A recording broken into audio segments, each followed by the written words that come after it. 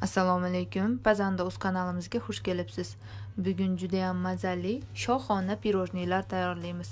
Biskviti juda ham mayin, kremi esa doimgi kremlarimizdan anchagina mazali bo'ladi. Demak, birinchi biskvit tayyorlaymiz. Idishga 5 ta tuxum solamiz. 150 gram shakar solamiz. 1 chimdim tuz solamiz va mikserda 6-7 minut oppoq massa bo'lgunicha yaxshilab ko'pirtiramiz. Mana massa anchagina ko'paydi. Endi 100 ml o'simlik yog'i quyib, mikserda yengil aralashtirib olamiz, uzoq ko'pirtirmaymiz. Endi esa elakka 5 osh qoshiq to'la un solamiz. Qoshiqni to'ldirib o'lchab ko'rsatyapman.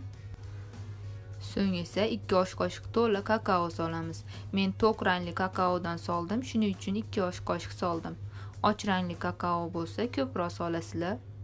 1 choy qoshiq razrihlitil solib, ozginadan elakdan o'tkazib, venchik yoki lopatkada bir tomonga ehtiyotkorlik bilan aralashtiramiz. Juda ham tez yoki qo'pol aralashtirmanglar. Xamirimiz tayyor.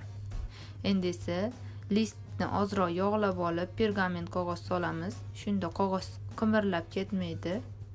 Endi esa xamirni quyib, hamma joyga bir tekis qilib yoyib chiqamiz. Xamir tekis yoyilsa, biskvit ham tekis pishadi. So'ng esa qizigan duxovkada 200 gradusda 8-10 minut pishirib olamiz. Juda ham uzoq pishirmanglar, biskvit qurib, qotib ketadi. So'ng esa chetlarini listdan biroz ajratib olib, listdan chiqarib olamiz. Pergament qog'ozni olib, xona haroratida yaxshilab sovutamiz biskvitimizni. Biskvit sovigunicha esa krem tayyorlaymiz. 250 gram yumshoq sariyog'ga 150 gram krem chiz qo'shamiz. Mikserda yaxshilab ko'pirtiramiz. Ikkala masalliq ham xona haroratida bo'lsin. So'ng esa yarim banka quyultirilgan sutni ozginadan qo'shib, mikserda ko'pirtirishni davom ettiramiz. Hamma masalliqlar albatta xona haroratida bo'lishi shart. Agar krem chiz bo'lmasa, o'rniga ham sariyog'ni ko'paytirib qo'ysanglar bo'ladi.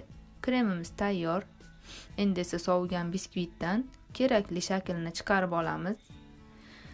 Pirojnilarni katta-kichikligiga bog'liq bo'ladi, nechta pirojni chiqishi. Men stakanimda dumaloqchalar chiqardim. Jami 20 ta dumaloqcha chiqdi. Ya'ni bu 10 ta pirojni bo'ladi. Oxiri 2 ta pirojni sal kichkinaroq bo'lib qoldi.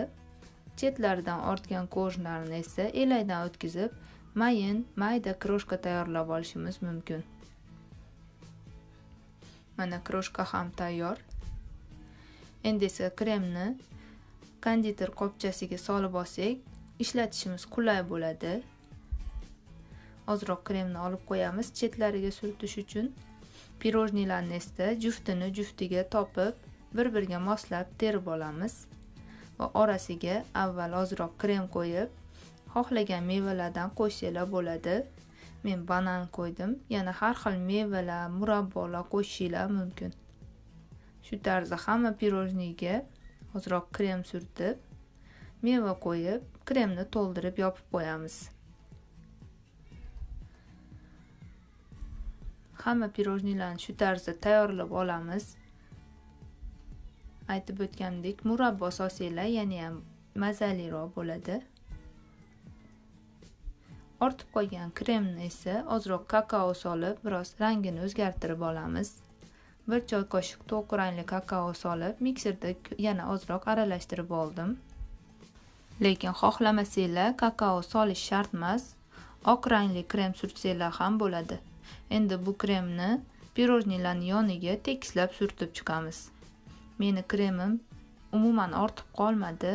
Oxirgi pirojnilarni chetlariga biroz kamroq krem surtdim. Mana endi yoniga krem surtib, tayyorlab olgan kroshka, ya'ni urvoqqa botirib olamiz. Endi esa pirojnilarni ustiga quyish uchun shokolad eritib olamiz. Agar shokoladni qaymoq bilan eritadigan bo'lsanglar, shokolad qotib qolmaydi. Hozir esa sut va ozroq salat yog' qo'shib eritaman. Bu shokolad qotib qoladi. qaymog'im qolmagan ekan, shu uslubda ganash tayyorladim.